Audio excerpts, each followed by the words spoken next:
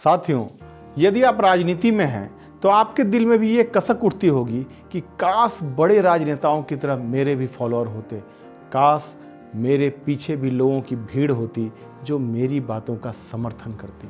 किसी ने बहुत खूब ही कहा है कि अमीरी की अकड़ तभी तक होती है जब तक गरीबी उसे निहारती रहती है। ठीक इसी तरह से राजनेताओं का महत्व तभी तक रहता है जब तक फॉलोअर की भीड़ उसके पीछे रहती है। और यदि एक वाक्य में कहें तो जैसे गरीबी के बिना अमीरी अधूरी है, वैसे ही फॉलोअर के बिना नेता अधूरे होते हैं। दोस्तों, मेरी पिछली वीडियो पॉलिटिकल इंटेलिजेंस अर्थात राजनीतिक बुद्धिमत्ता पर आई थी, जिसमें यह चर्चा हुई थी कि कैसे पॉलिटिकल इंटेलिजेंस एक व्यक्ति को 15 से 20 वर्षों में राजनीति के शीर्ष पे पहुंचा देता है। उस वीडियो को आप लोगों का ढेर सारा प्यार मिला और आदेश भी मिला कि इस विषय पे और भी वीडियो बनाई जाए। तो आदेश की तामील करते हुए आज बात करेंगे पॉलिटिकल इंटेलिजेंस के अंदर आने वाले एक गुण की, जिसे सोशल इंटेलिजेंस भी कहा जाता है, और समझेंगे कि कैसे सोशल इंटेलिजेंस का इस्तेमाल करके कोई बड़े राजनेता अपने फॉलोअर्स बनाते हैं।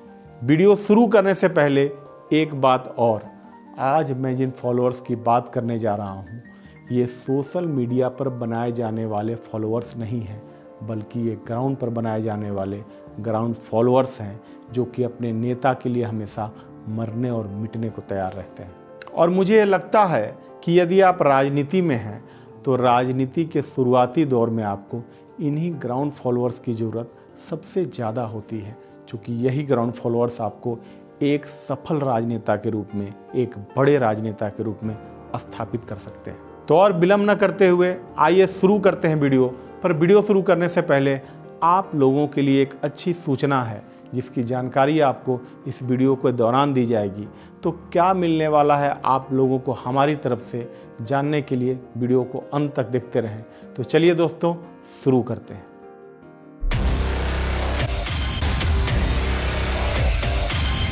नाम दुनिया का सबसे मधुरतम शब्द। जी हाँ दोस्तों, किसी भी व्यक्ति का नाम उसके लिए सबसे महत्वपूर्ण और सबसे मधुरतम शब्द होता है, और बड़े राजनेता इसी हथियार का इस्तेमाल करते हैं लोगों को अपना फॉलोअर्स बनाने के लिए। दोस्तों, बड़े राजनेता अपने राजनीतिक जीवन की शुरुआत से ही ये समझ लेते हैं कि आम लोगों का नाम उनके लिए बेहद महत्वपूर्ण होता है, और जब कोई उन्हें उनके नाम से बुलाता है तो उन्हें अपने खास होने का एहसास होता है।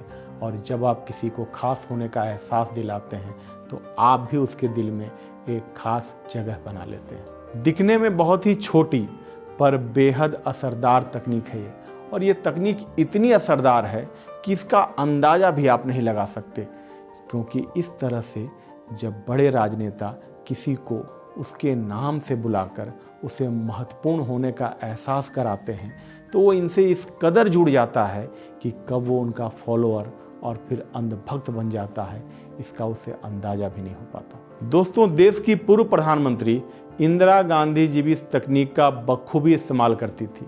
वे अपने साथ एक डायरी रखती थी, और वो जहाँ भी जाती थी किसी व्यक्ति का नाम, उसका हुलिया उस जगह के नाम के साथ लिख लेती थी।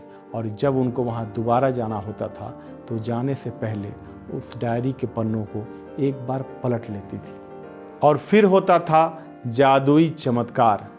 इंदिरा गांधी जी जब दोबारा वहाँ जाती थी तो लोगों को उनके नाम से पुकारती थी, और ये सुनकर लोग हतप्रभ रह जाते थे, पर साथ ही उन्हें होता था अपने खास होने का एहसास, क्योंकि इतने बड़े नेता के मुंह से अपना नाम सुनकर उनका दिल गदगद हो जाता था।